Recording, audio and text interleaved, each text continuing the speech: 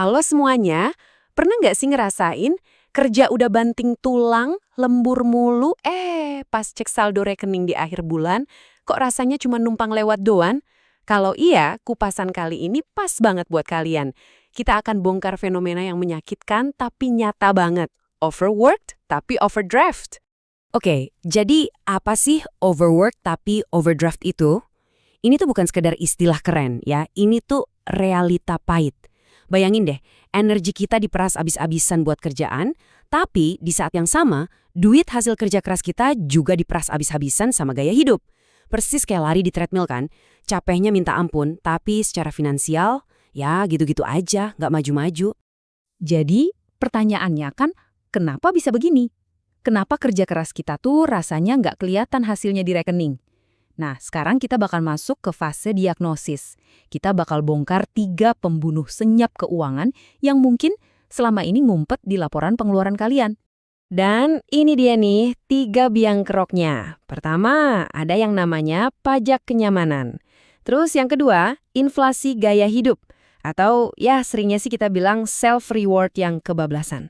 Dan yang terakhir, langganan gaib yang diem-diem nyedot duit kalian. Yuk kita kupas satu-satu. Nah, coba deh lihat. Ini visualnya keren banget buat ngejelasin pajak kenyamanan. Jadi, gini, karena kita udah capek banget abis kerja seharian, otak kita tuh otomatis nyari jalan pintas kan? Kita beli waktu dan kemudahan. Pesan makan online, naik ojol atau taksi online tiap hari, pakai laundry.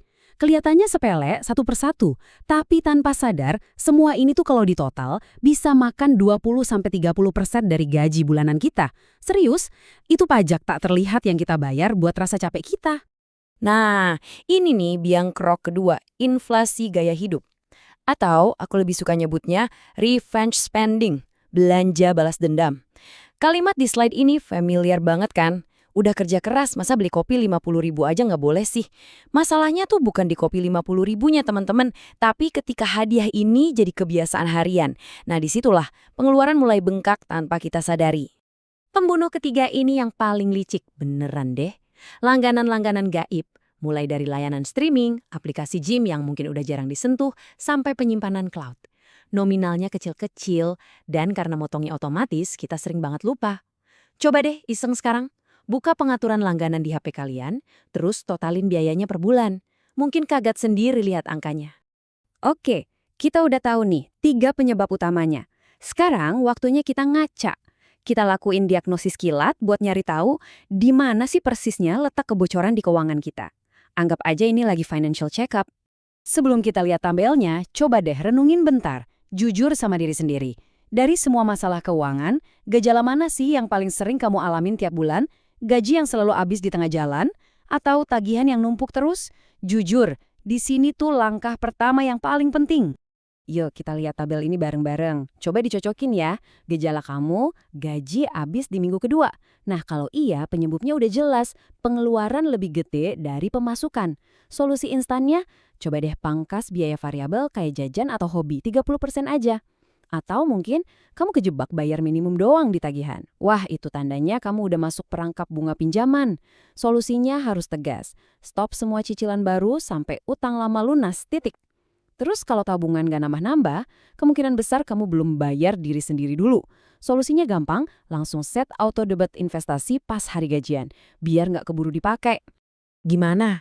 Kalau setelah diagnosis tadi kamu ngerasa, wah kondisi keuangan gue udah darurat nih, jangan panik. Tenang, sekarang kita masuk ke bagian resepnya.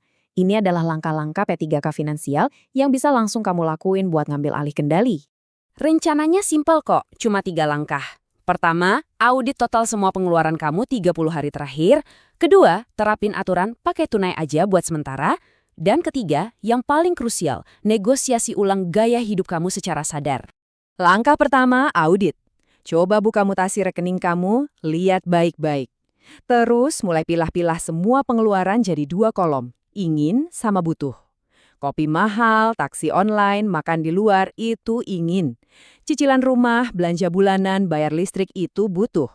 Nah, sekarang coba totalin kolom inginnya. Kalau jumlahnya lebih gede dari sisa uang kamu, berarti masalahnya bukan di gaji yang kecil, tapi di kendali diri. Ini momen kejujuran yang harus kita hadapi. Langkah kedua ini soal psikologi. Jujur aja, pembayaran digital, scan sana-sini, pay later, itu bikin kita mati rasa sama nilai uang. Gampang banget geseknya. Solusinya, balik ke dasar. Coba deh seminggu atau sebulan ke depan, pakai uang tunai atau debit buat semua pengeluaran non-wajib. Percaya deh, rasa sakit ngelihat uang fisik pindah tangan itu nyata. Dan itu bakal bikin kita mikir 2 kali sebelum beli sesuatu yang impulsif. Oke, langkah-langkah darurat tadi itu ibaratnya buat madamin api yang lagi kebakaran. Sekarang kita ngomongin gimana caranya bangun rumah yang tahan api. Kita bakal ubah mentalitas. Dari yang cuma sekedar bertahan hidup dari bulan ke bulan, jadi bener-bener ngebangun kebebasan finansial jangka panjang. Nah, ini dia nih, lingkaran setan yang ngejebak banyak banget dari kita. Coba lihat polanya. Kita kerja keras, terus stres. Buat ngilangin stres, kita belanja.